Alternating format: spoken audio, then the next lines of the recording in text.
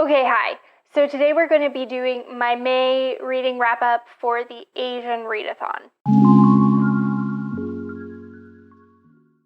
So before we get into it, I just want us all to harken back to a moment in time in early May when I posted my TBR. I'm going to be visiting my family for 2 weeks at the beginning of May, and I doubt I'm going to be reading that much during that time. Okay, and things did not go as planned. If you want to skip ahead to me actually talking about books, you can.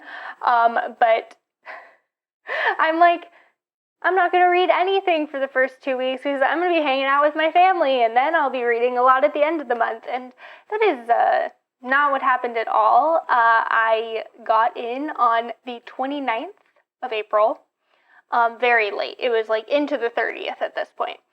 And then my best friend came down for the day, and we were out and about, and I tripped and fell and sprained my ankle.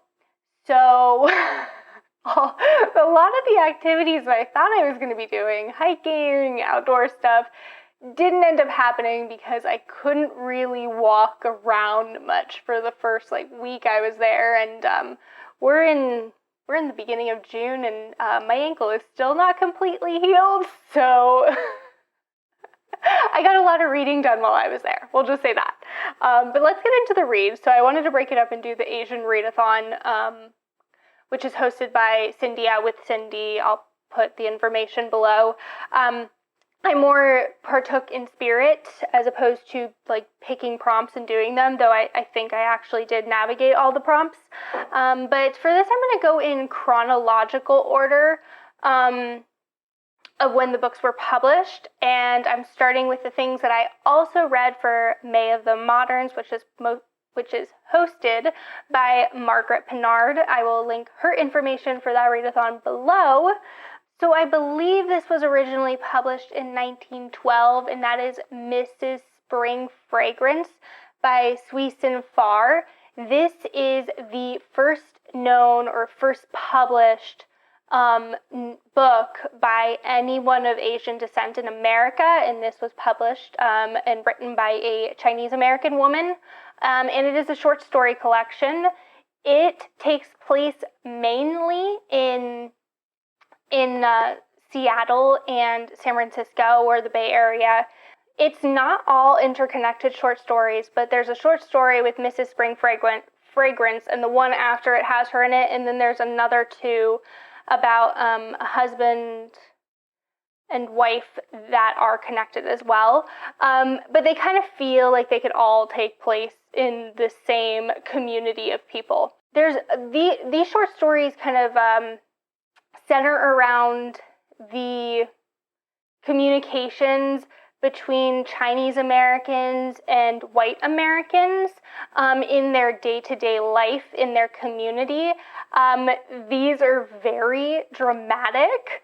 They feel like a soap opera at times. There was times where I was chuckling out loud just at the ridiculousness of something going on. I always am a little nervous going into older books because I always think the writing is going to be a difficult thing to approach, but the writing honestly felt like it was written after the 1910s. I didn't find it difficult to get into at all. I didn't find the language dense in any capacity. I found it very readable, and I was actually surprised it was published in the 1912s or 1910s. I would have guessed later. It was really interesting to look at this from a historic context of what America looked like at the time, and the jargon and language and how language is constantly evolving. I found that a peculiar part of this. When someone was being discussed as Chinese, they were Chinese or Chinese American. No, I think they were just called Chinese or just referred to as Chinese, if I'm remembering correctly.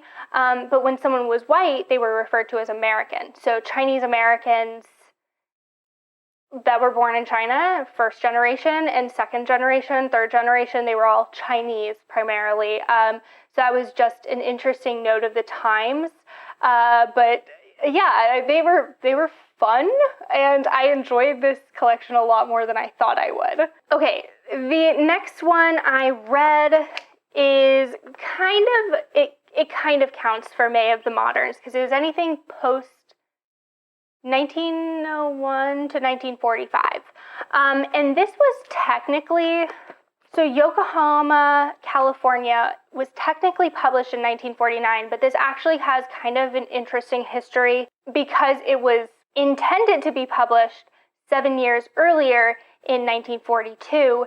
And so many of these were written the pre-1940s, and was speaking to the Japanese American community of Yokohama, California, which is a made-up place that very obviously exists somewhere in the East Bay area, somewhere near San Leandro, Oakland, Alameda, which is close to where I grew up. And then obviously, there was a very big event that happened. There was World War II, there was the bombing of Pearl Harbor, and then there was the internment of Japanese Americans. And two of the stories that are in this were written post-World War II, post-internment of the author. The author was interned in a camp at that time. So tonally, they were a little different. I felt that they probably should have existed in a different collection, but I liked those two quite a bit. They were standouts for me. At least the first one was a bit of a standout. Overall, so this is one of the first published works by a Japanese American in the United States. Overall, I wasn't the biggest fan of the collection. I liked that, there were some, I think, recurring characters, but there were also recurring names.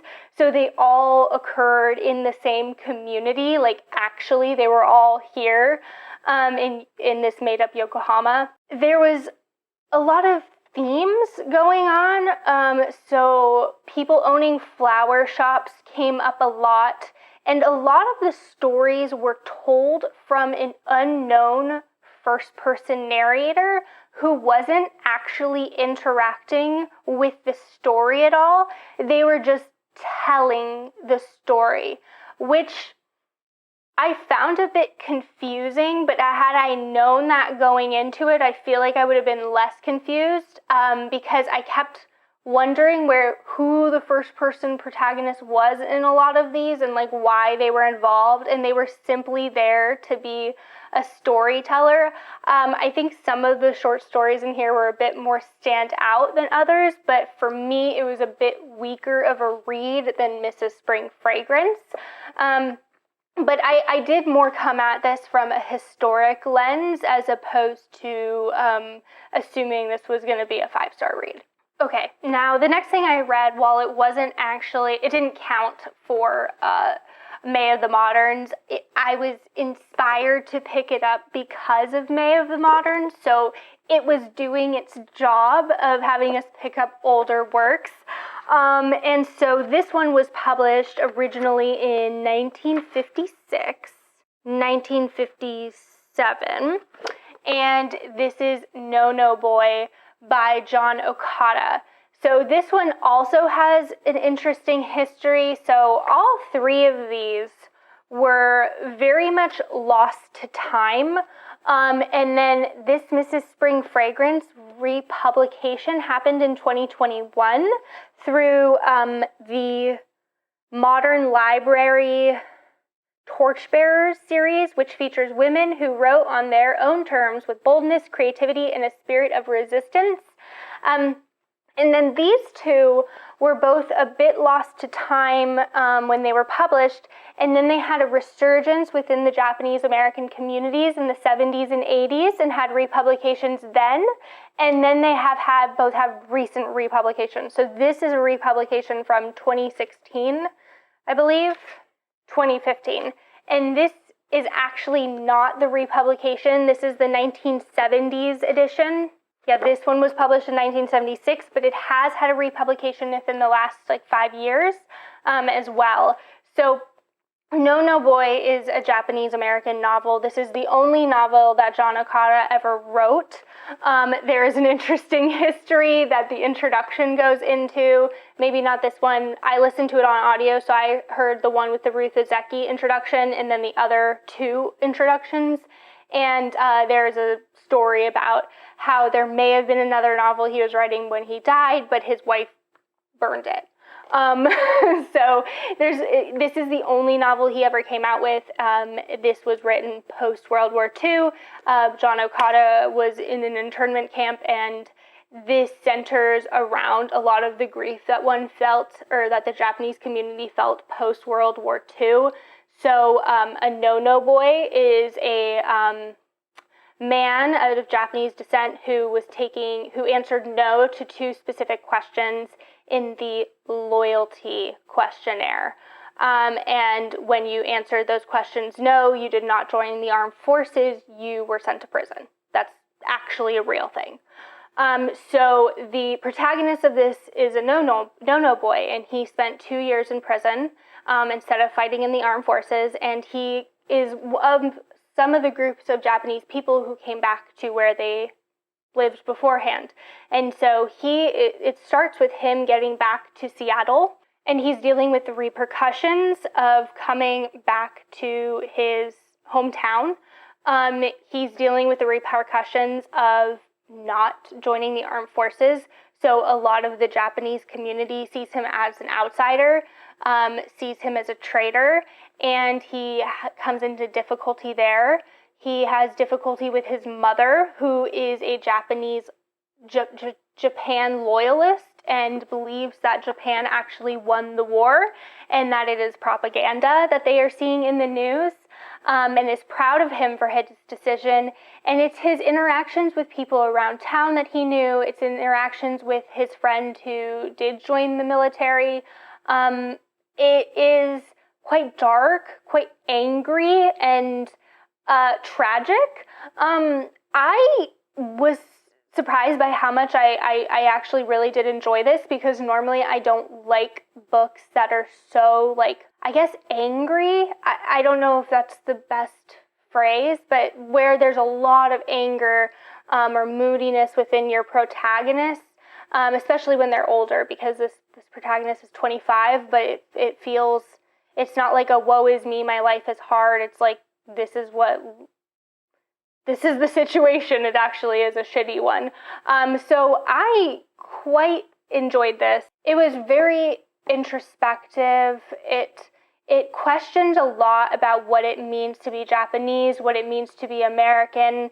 There were a lot of monologues within, not a monologue, but there was a lot of time where you were within your protagonist's head as he was kind of thinking things through, even though this was a third-person text, and like going through the journey of him, not necessarily unpacking his grief, but like questioning the world around him and like who he is and what he is and how he fits into the big picture and how he can ever come back from his decision, which he potentially regrets. So I would recommend people read this. I thought it was good. I thought it was a well done novel. Okay, and now we are jumping in time quite a bit. So that came out in 1956, 57, one of those two. This came out in 2015, and it is The Devourers by Indra. So this is a story that takes place in India over two sorts of periods of time. So there's like a story within the story phenomenon of these people in more modern day Kolkata, though I don't think it is like current times. And this man meets a guy who claims to be half werewolf, and he becomes fascinated with him and starts writing or transcribing these documents for him. And you get to read the documents as he does it, and you kind of go back in time to when the documents were written, which is potentially hundreds and hundreds of years previous. And you get that story unfolding and how it connects to the modern day story. So it is fantastic in nature. There are fantastic beasts within it, but it's very much a literary novel.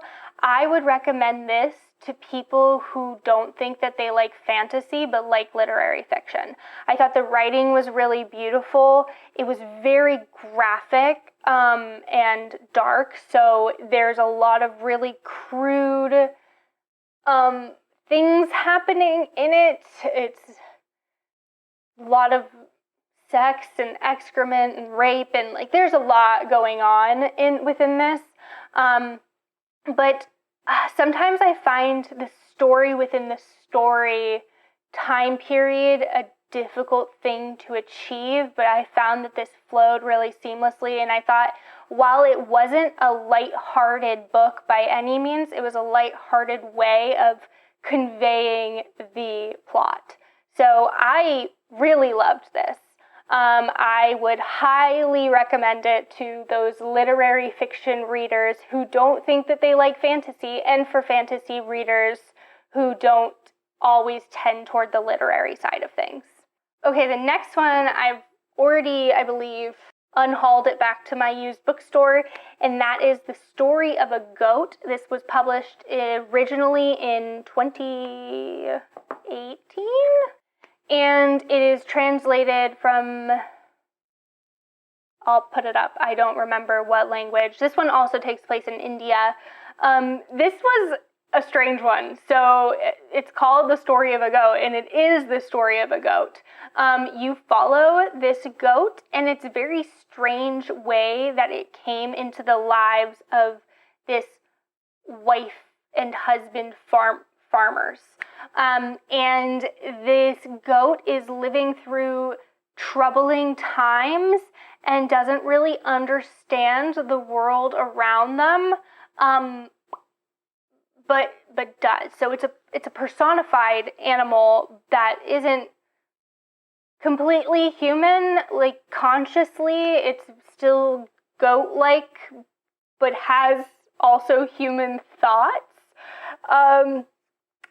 It was darker and sadder than I thought it would be. I was kind of assuming it would be a light-hearted text, but it wasn't. I like that it was doing something a bit more refreshing with the perspective that it was conveying, and the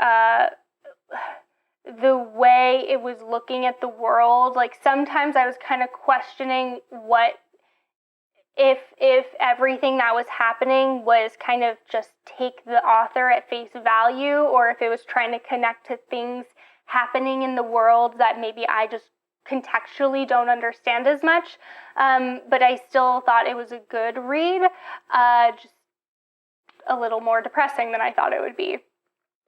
And then the last book I read for this, which was published in 2019, is The Collected Schizophrenias. This is a nonfiction essay collection by the author who has schizoaffective disorder.